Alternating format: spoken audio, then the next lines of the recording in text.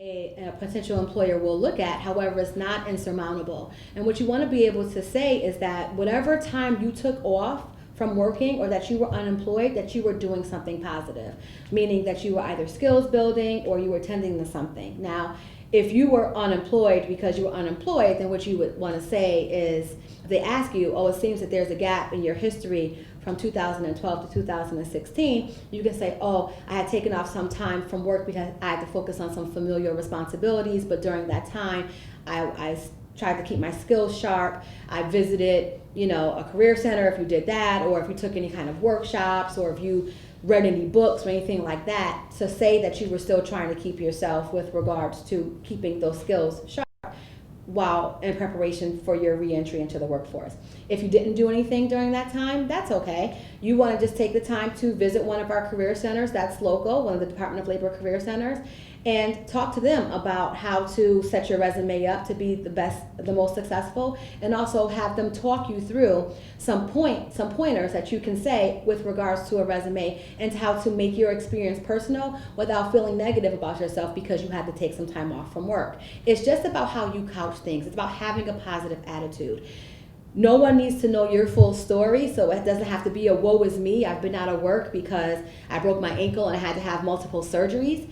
If you have to focus on your physical health, then you can just say that. I had to take some time off to focus on my physical health. I am back and able-bodied and ready to re-enter the workforce. And so phraseology is very important, and having a positive attitude is also very important. I also get questions on whether or not you should send hard copy resumes to an employer. I would say each employer is different.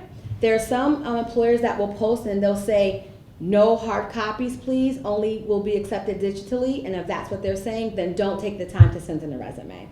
However, bring a hard copy of your resume with you to your particular interview. And you want to make sure that your resume, and this may sound a little old-fashioned, but it's on resume paper. You can find resume paper at Walmart, Kinko's, Target. It's a different color, it's a different texture. It just gives a different message. They also have folders that you can utilize that matches the resume paper. So you can put your cover letter on one side, you can put your resume in another, a writing sample or your references, and give them a nice little package. That will set you apart as opposed to just sliding the paper across the table. You want to make sure also, instead of putting references available upon request, which a lot of people do, which seems to be the standard, bring your references with you or attach them to your resume. Name, address, phone number, and email address of your particular reference. Now, please make sure that you have contacted your references and gotten permission to use their names before you put them and list them as a reference. The last thing you want to do is list somebody as a reference and then give them a call and say, hey, I put you down as a reference, hope that's okay, and they say, no, it's not. Or worse yet, they're offended that you didn't ask them before, they tell you it's okay, and then they give you a bad reference. You want to make sure that you give the person the opportunity to know who's going to be calling them, what they're going to be calling about, and the things they need to say about you to try to ensure that you're going to get this job. So for instance, if someone is going to say, Selica, can you give me a personal reference? I want to make sure that person is going to be able to speak to my work product, my personality, my attention to detail, and my skill set, whether it be in a personal or professional capacity. And that's what you want to do as well. The references are another opportunity for someone to show what you can do, but also be able to reinforce the skills that you've already highlighted in your resume and reiterated in your interview. Another question that I have gotten is, should I send a follow-up thank you? I am from the old school. I think a thank you is always appropriate. Even if you don't do a handwritten note, you should definitely send an email to your interviewer thanking them for their time. Make sure you ask for a business card or get their name, contact information, and title before you leave the interview. Send them a nice note, say thank you for your time, and again, that's your opportunity to reiterate the skills that you've outlined in your resume, highlight things that you may have forgotten. It should be no more than 2 paragraphs, but I think a thank you note to the interviewer or interviewing panel is always in order and is always appropriate. And then finally, with regards to interviewing, the questions come up about negotiations and salaries. And so this is always a fine line. You never want to be the person to throw out a number first. If you're applying for a job that has a salary range, then you know that there's an opportunity for movement there. You might be able to identify if they call and make an offer to you. You can ask them if that's the firm number. You can again reiterate your skill set. You can say based on your particular level of experience, you believe it brings whatever to the table, and then ask them for a different price. But how do you know what that price should be? You guessed it. You should research it. So again, going to the Department of Labor's website, there's resources here again on the job search tools that'll tell you median salaries for any particular career that you want to look at. And it can be identified by region. So if you want to know what an average sales clerk makes in the Capital District, then you can look for that. So number one, you can confirm that you're being offered a fair salary. And number two, you can see if you have any negotiating power and authority. Now, some things to consider when you're thinking about negotiating is not just the salary. You want to think about what your net is going to be, what you're actually going to bring home after taxes. So if you have other obligations, you want to take that into consideration. But do they offer a full health benefits package? Do they offer full dental? Do they offer full eye care? What's your copay? You may take a lower salary if you have full dental, full eye care, and full health care package when your copay is only $20, as opposed to your copay being $100. You may take a lower salary because that benefit for your family is going to give you more and resources. Do you have to pay for parking? Are there other fringe benefits that they offer you? Do they give you a 401k? Do they pay into your retirement? Do they give you a match program? Meaning, if you pay into your retirement, does your employer match what you deposit and give you that double? Those are things that you will have to consider as well. It's not just a salary. It's not just about the cash that you bring home. It's also about the other things that they're providing for you. If travel is required, are they going to give you a travel card? Do they allow you to rent a car? Are you expected to use your own resources? If you expect to use your own resources, how much do they reimburse you? Is that the state rate or is that the federal rate? Again, these are things that you have to take time and research, so that when you come back and you try to negotiate a higher salary, you can say that you've taken these things in consideration and this is why you think that salary is fair. But also you have to be ready to accept a yes or no answer. If they don't give you the salary that you're asking, are you still going to accept the job? Or are you just going to turn the job down? Make that decision before you go into your negotiation so you know how hard to push, because you definitely don't want to talk yourself out of a job, right? And so those things are very important. When you're negotiating, if you have the opportunity to negotiate, keep your emotions in check. This is not personal. No one is coming back to you and saying that you are not worth $75,000 or $60,000 or $30,000. They may not have the authority to pay you what you're asking for. They actually may be underpaying you for that particular position, because life after COVID may look very different. And it might have been a company that was thriving before this pandemic, but now afterwards they've had to make some adjustments. You're going to have to decide if you're going to be willing to make those sacrifices or not. There are going to be adjustments that have to be made on both parties' side. So another benefit that you might be able to ask is the option to telecommute. So if you don't have to go into the office every day, if you don't have to spend gas money, if you don't have to put wear and tear in your car, or if you don't have to pay for public transportation or catch a cab or catch the bus or things like that, that's an also added benefit. So if they allow you to telecommute 2 days a week, then you're saving money. You don't have to worry about buying lunch. You can eat at home. You can kind of space your day out. That might be a benefit that you need to have flexibility, because you may have some other things you need to take care of, especially if the telecommuting program allows you to have flexibility in the time. So meaning if you go into the office, you work 9 to 5. However, as long as you work 7.5 hours at home that day, in that 24-hour period, you've met that particular requirement. That's a wonderful benefit that you might be able to utilize, especially if you have other obligations that you're trying to juggle, whether it be elder care, child care, or working another job. This is an opportunity for you to do that and take some of those things into consideration. And so lastly, figure out what you're worth and be honest with yourself about what you're worth. If you're applying for a job that you know is a stretch, then perhaps negotiating the salary out the gate is not going to be the best thing. However, after you've had that job for a year and you've shown yourself and you've proven yourself and you have created history and work product in that particular organization, you can go back and perhaps ask for a salary increase.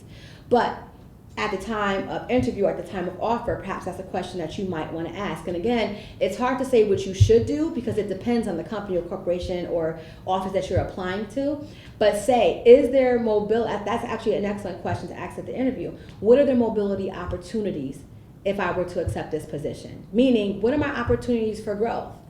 If I take this position, am I going to have an opportunity to be a manager? Is there a 5-year plan, a 10-year plan? What are your options? Make them explain how the company works, because that also will help you decide what kind of salary that you may need to negotiate, because if there's opportunities for growth, you can come back at a later time.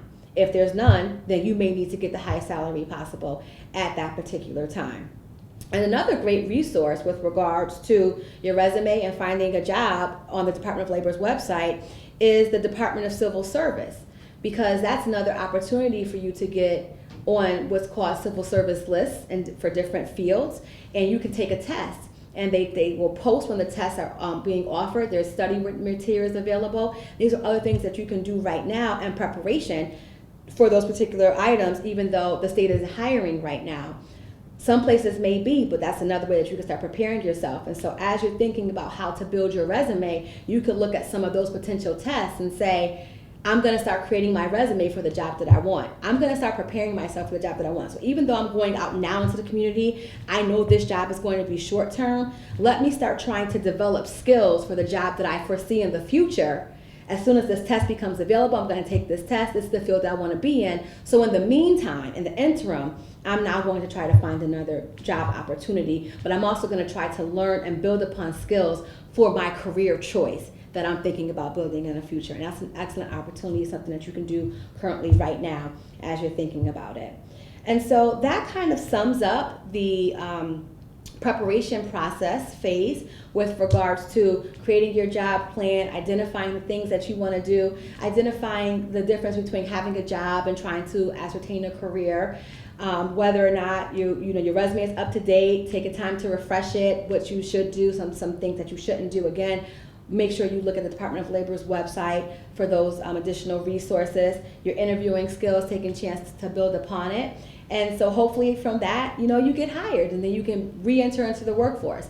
For those of you, just very, very quickly, those of you who have been laid off and you have careers and you want to go back, again, the skill set is still the same. If you've laid off from your job, you still want to freshen up your resume, be able to identify the skills and make them transferable in other areas of position. But you may have to take a job that you may not necessarily want because your career is kind of stifled, those particular areas, as the economy has to rebuild itself. And so, for instance, if you were working in the service fields, like at a restaurant, and that restaurant reopens, they're not going to reopen at capacity first day out because people have been unemployed for so long, so they're not going to have that booming business. So it may take you a little bit of time to get there, but what other jobs can you have in the meantime that's going to keep those skills fresh, so that when you're able to reconnect with that particular area, you're ready to hit the ground running. And so there's resources for that as well, re-entering your own work field, readjusting to change after crisis. And again, those resources are available on the website. And so that concludes the professional aspect of the presentation. And next we'll be talking about the health and wellness portion. Okay, now let's switch gears and talk about health and wellness. So in light of this pandemic, we are encountering a very different normal, and it can be hard on you. And so if you're home, especially if you're unemployed and your routines have changed, it's easy for us to become lethargic. It's easy for us to start, they call it the COVID-15, whereas you're snacking all day, you're eating, you're developing unhealthy habits, and you're not getting up and you're not moving. But most importantly, you're not engaging. So last week, our church put forth a workshop on fitness, because physical fitness is important. It's important to get up and get moving, even if it's just a little bit, even if you're just walking around your living room, just to get the blood flow going. And it also gets the mind juices going as well. If you sit in the same place and you're Netflix binging, you're not really doing anything else, then your mind isn't really being challenged, it's not really doing anything. And that's a bad place to be. When you're talking about reentry, you can't just turn these things back on. So you want to make sure that you're focusing yourself. So having a good diet and exercise routine is going to be very helpful and instrumental, because if you eat right and you feel good, then of course your mental availability is going to be better, right? Because you're still trying to nourish your body. You also want to prepare for the job that you want. You want to establish a routine. The time for us, lounging perhaps has passed for you, right? We have been here. The quarantine has been extended upon extended, and you've just been laying around, waiting to get back outside, waiting to smell some fresh air. Well, get up, do it. Get up. If you think that you want a job that's from 9 to 5, and you have to get up at 7 o'clock, start getting up at 7 o'clock. Get dressed, put some clothes on, put some water on your face, put some soap on your body, do your hair, get ready for that job. Start thinking about that, and then do your job search from that particular time. 9 to 5, that's your work day that you're anticipating having. Do your job search from that time. Take a 15-minute break between 11 and maybe noon. Take your lunch break from 1 to 1:30. Come back at it to 3 o'clock. Take another 15-minute break, and then go a full day. Do that a couple times a week, 3 times a week, to get yourself moving and get yourself used to being up. The last thing you want to do is develop habits where you're sleeping at your leisure, you're resting at your leisure, you're eating at your leisure, and then you want to pop up and go to a job that's going to be structured. Because what's going to happen is that your body is going to probably revolt against you. Because if you're used to eating when you're hungry, and then you can't eat when you go to work, then that might affect your ability to do your work well. Because if you're like me, when I get hungry, I cannot focus. So I need to eat. So therefore, I eat on a particular schedule. Well, that's not true. Sometimes I don't eat. Don't be like me. But you want to set a schedule so that your body is kind of used to these things, right? Get up, get breakfast. If breakfast is not your thing, try a smoothie. It gets your mind going. It gets your body, it wakes up your body the first meal of the day.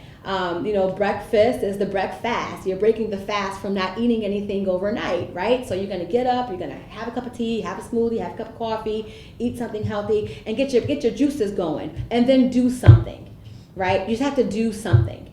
If you don't want to start off with the 8 hours, and start off doing your job search part-time, but get on your computer, get on your phone, make a phone call, look at a website, start researching companies, research corporations, go to the library's website. Just do something to get yourself moving, because once you establish a routine, it'll make your transition back into the workforce easier. If someone says, can you come in at 9:30 for an interview, you don't want to say, can I come in the afternoon? Because what I'm hearing is that you're not a morning person, and this job is 9 to 5, right? If you know that you have to catch public transportation, make sure that you're still in tune with the bus schedule. Look that up and see, have that changed? Has CDTA been affected by that? Be mindful of those things so that you're not thrown for a loop, and that you're comfortable, that you can make your transition easier.